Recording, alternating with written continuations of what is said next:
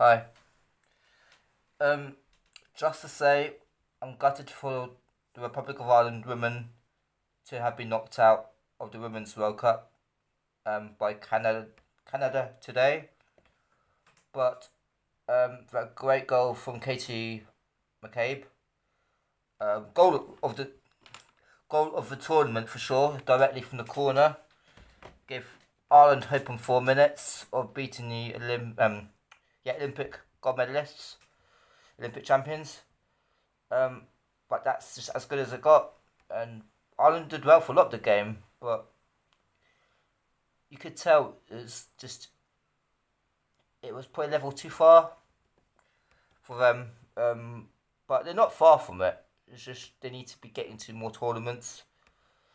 And qualification in Europe is the hardest qualification in football. So yeah, um, I like to appreciate Viva Paul and all the coaching staff, Katie McCabe, Denise O'Sullivan, Megan Connolly, Sinead Farry, um, Heather Payne, and all the players in the Irish side because they gave everything, and that's all you could ask for. And they just came short because of lack of experience. Also, it might not have played a integral part, or it probably did. The first game was in Sydney. Then they had to fly to Perth to play Canada, and the last game was going to be in Brisbane. That is 9.5 hours on the plane. Which over 3 games probably isn't so bad, but then I'm not a footballer, so I can't say. But it's over um, probably almost 6,000 miles minimum.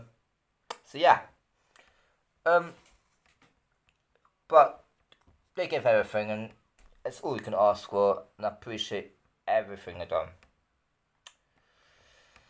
Now with the men's game, they need to look at that for inspiration and where these girls have come from to get Ireland to the World Cup. And the men's team just don't look to the level that you need to look to potentially qualify. I would have to be brutally honest. Stephen Kenny needs to look at Liverpool for inspirations and ideas because he looks clueless and out of depth. But he's the best manager in the men's game, apparently. That's a big problem for men's football in Ireland. That's the situation because they need someone who can get the best out of the players. Okay, unfortunately, most of them are Championship level, not Premier League. Not some of them potentially or have joined a club playing in Europe next season. But hey, Evan Ferguson at Brighton is playing in the Europa League, but he seems to be the only one.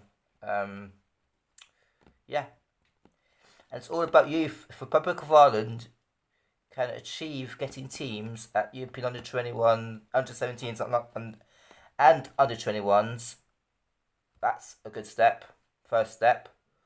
But don't go just to make up the numbers. Go to get to the knockout round and don't get thrashed.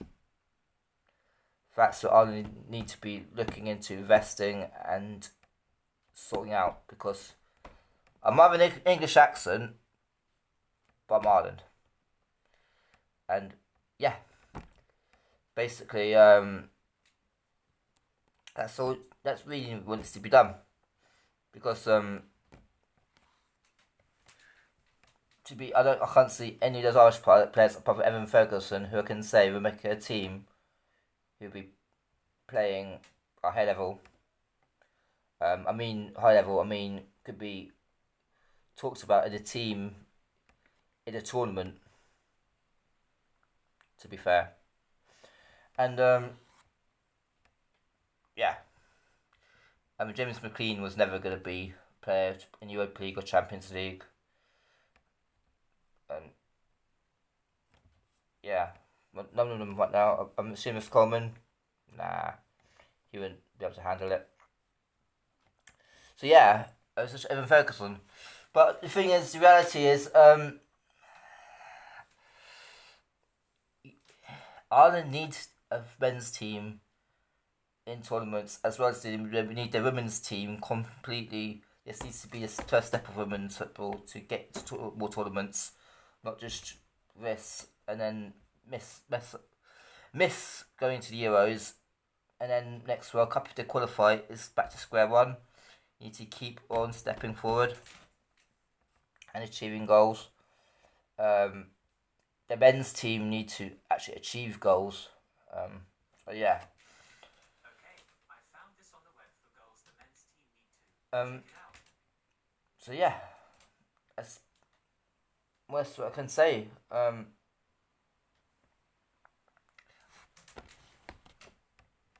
can't think of anything. I think that's pretty much it, to be honest. I can't think of anything else. I think I said what I can say. So yeah, please follow, share, and like my content. I've got to 2,000. I would love to get to 3,000 by September, October. I mean, that's the rate it's going at right now, if I'm to be honest. But yeah, thanks for watching anyway. I'm out. Bye.